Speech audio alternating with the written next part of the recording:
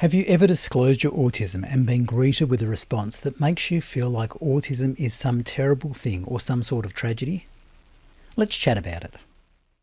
Hi, I'm Phil, a late diagnosed autistic older adult, and it's my goal to advocate for autistic people by having honest conversations, talking from a science-based perspective, and sharing a few of my own experiences along the way. Now, the reason I wanted to talk about this topic is to add some balance to the conversation. Many of the topics we talk about focus on the challenges and struggles that autistic people face, including last time where we talked about having poor life outcomes as an autistic person. But despite these challenges, it's not all bad news. People respond to our autism disclosures in many different ways. Some might be accepting without judgment. Some might be curious, others uncomfortable. Some might be suspicious, and some might try to minimise the revelation with platitudes like, "You must be very high functioning because you would never know." And others might have a look of pity in their eyes as they process what they perceive to be such a terrible diagnosis, which relegates us to the very bottom of the pile. I think the first point here is that every person responds from the place of experience and understanding that they have at that time. And often, while these responses might not be particularly affirming to us, they are often not meant as a put-down or a denial of who we are. Some, of course, are a flat-out rejection or denial of what our experiences have been, but those are not the responses I want to talk about today. What I do want to focus on here are the pity responses that acknowledge what we have said, but give the same feeling as if we had just disclosed the diagnosis of a terminal illness. Now, quite often these people are responding from a place of deep care and sympathy. Now, that care aspect is great, but the sympathy most likely misses the mark entirely, as sympathy assumes that something bad has happened. I think well-meaning people would typically like to respond with empathy, but as they more than likely have no experience of autism, the default is to jump straight to sympathy. But this sympathy response makes the initial assumption that autism is bad. This negative judgment around autism is often the result of entrenched negative stereotypes that have been circulating in the wider community for many decades. To put it bluntly, most people are ignorant of what autism actually is. Much of what we learn about difference in our world is gained through the popular media, and in particular TV shows. Now, TV shows tend to take a difference and play that out in a non-subtle way, as the whole point of TV is entertainment rather than accurate information. So the interesting, quirky or humorous trumps the real. The characters we see on the screen are often more caricatures than real experience. Now, this is not to say that some depictions of autism are not accurate, and indeed some are even played by autistic actors, which is great. But as autism looks different in every autistic person, no one depiction, even a real one, will ever cover all experiences, which of course is okay in itself, but most people don't understand that nuance when watching these shows. And when we also add in the societal ingrained picture of autism, which is the young, intellectually disabled, nonverbal boy, alone in the corner, rocking and banging his head, we don't get a positive picture that is understood by the wider populace. And to be clear, the aspects or traits mentioned in the previous statement do represent some common autistic experiences. But it's not all of us, all of the time. But it's these distinctions that get lost. So if we say we are autistic, the initial assumption might be that we embody every negative stereotype and challenging behaviour, and thus the pity response. So, as I've stated many times, there are many parts of our lives as autistic people that are challenging and difficult. But there are also many parts of our lives that are excellent as well.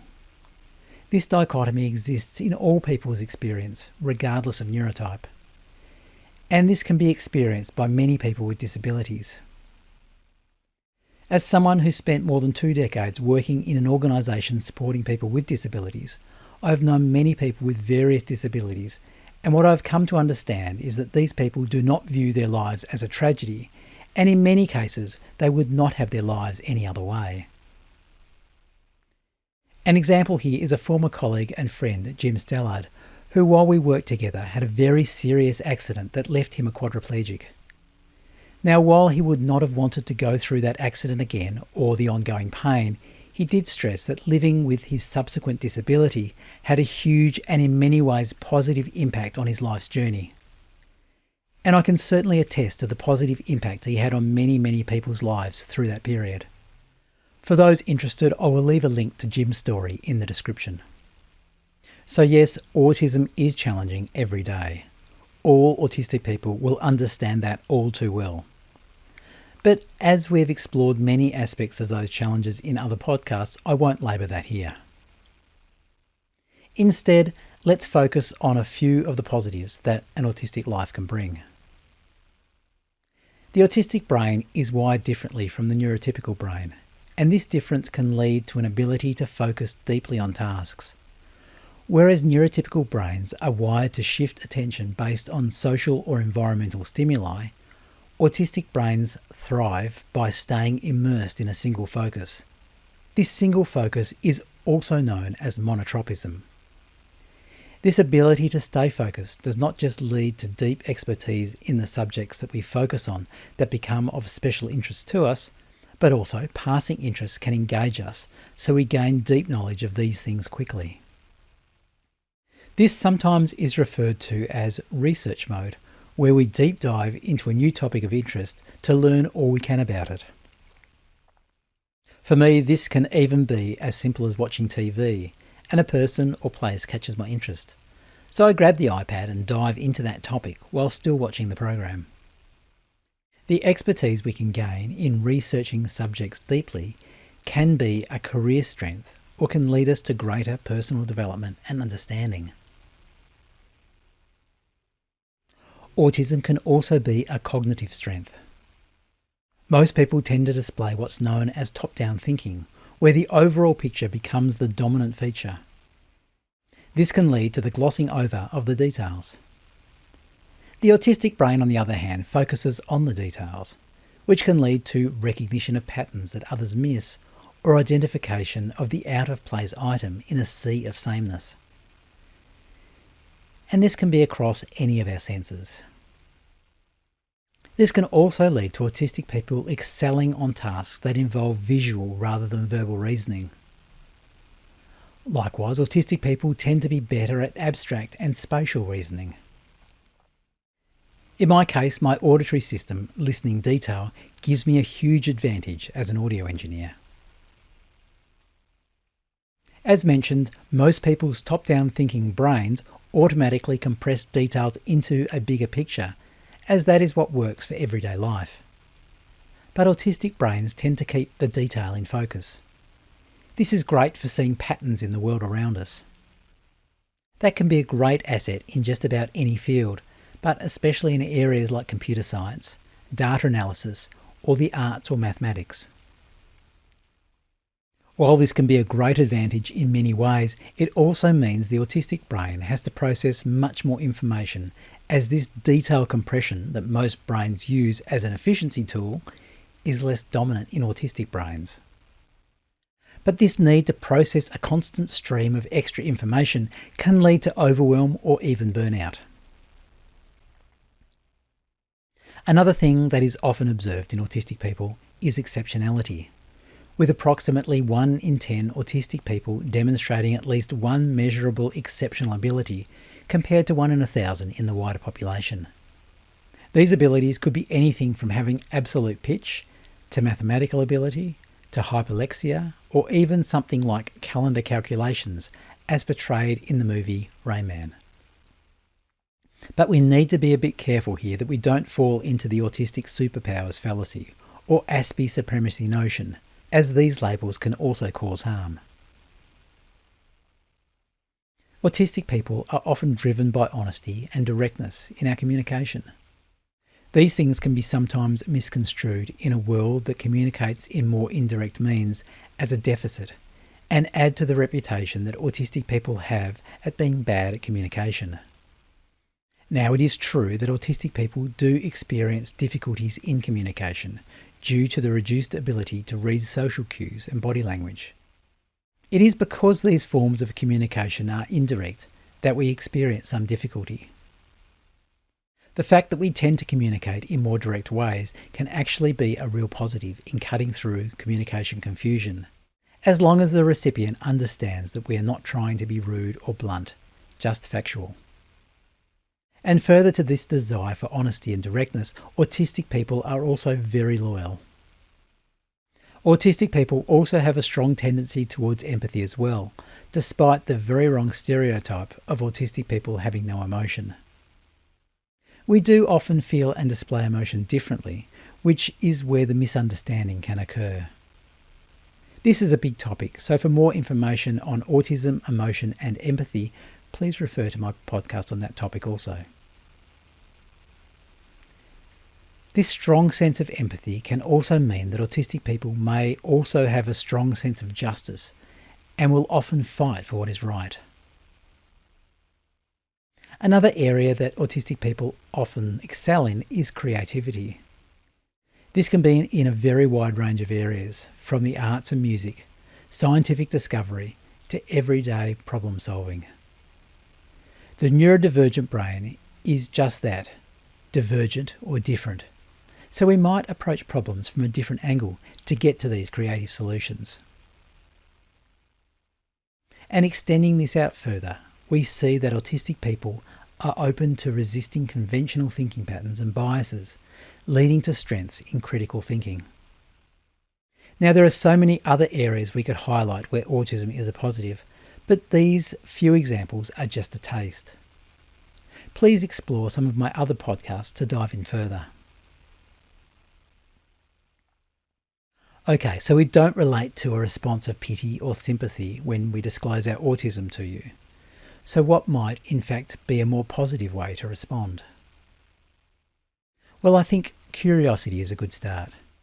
For many of us autistic folk, when we get to the point of accepting our autism personally, we have most likely been through a journey of understanding and self-acceptance. Often as a part of that journey, we have had to let go of the stereotypes and wrong understandings that we have also had about autism to see how we fit in personally. As such, we usually understand that most people don't really understand autism past these wrong stereotypes. So we will more than likely be open to talking about it. And for many of us, this is an exciting discovery and one that brings much relief with self-acceptance and understanding. And we understand that most people don't really understand autism, so we will be able to help guide that wider understanding in our friends and family members. So yes, curiosity is far better than awkwardly changing the subject.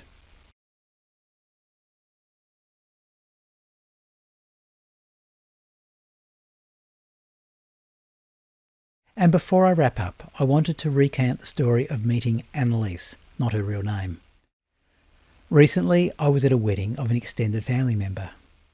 During the reception, Trish and I were having a chat with the groom, and as we chatted, his new niece came bounding up to us, full of energy and life. So the groom introduced Annalise to us. Now, one of the very first things she said in this conversation was, "I am autistic and I have ADHD, but I'm very social." And this was stated in a very matter-of-fact and forthright way. Now, the first thing that comes to mind here is that this young girl was in no way a tragedy and did not convey her autism or ADHD as such. Just a matter-of-fact and happy statement of who she is, which I thought was awesome. So I responded with, as equally happy, "Me too," which she greeted with a beaming smile. Okay, so I hope through conversations like this, we can start to turn around some of these wrong perceptions of autism. Discovering we are autistic is not some tragic life sentence. We are the same people now as we were the day before we found this out about ourselves. We just know ourselves better now. But there is one caveat to add in here, and it is a significant one. While discovering we are autistic will often be a positive in helping to explain so many things about ourselves, it also often comes with some level of grief, as we start to understand why so many things went wrong through our lives, and this can take time to work through. Added to this is the fact that we may also naturally or even intentionally start the process of unmasking, which makes us look and feel more autistic than we were before our understanding. This can be confusing to both us and the people around us. So if the newly identified autistic person in your life is suddenly more autistic than ever before, be gentle and curious, as this is a natural part of the autistic unmasking process. Don't feel you need to awkwardly pretend that everything is normal. Ask without judgment how it feels to have this new understanding. The answers might actually be truly enlightening, both to you and them. So that's it for now. If these conversations are helpful, please like and subscribe, as this helps get these podcasts out to more people. And if someone you know might benefit from hearing these conversations, please share them widely. At this point, my aim is not to make money from doing these podcasts, but rather to share my experiences and thoughts to help others along their own journeys. And in doing so, I am always blessed and encouraged to hear the stories of other autistic people. And as we chat and get to know each other along the way, I am privileged to call you my friends also. So feel free to reach out in the comments for a chat about any aspects of autism. And until next time, thanks for watching. Bye for now.